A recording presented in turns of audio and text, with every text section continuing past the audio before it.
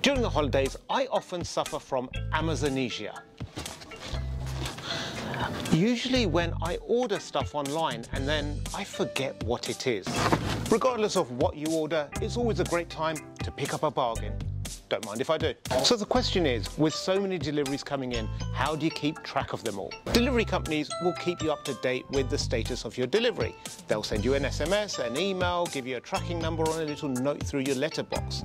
But criminals can also use these techniques to try and deceive you. When you get a notification about a missed package or a delayed package, look out for some of the common red flags. These can include people asking you for financial information or personal information, conveying a sense of urgency for you to act immediately, or sending you emails from some unrecognized domain. This isn't an exhaustive list. The tricks that criminals will use is constantly evolving. But trust your gut. And if you do receive a note about a missed or delayed or a package that wants some more money from you, go to the official website and put in a search over there directly.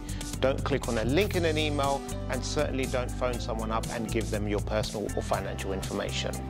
During these holidays, stay secure.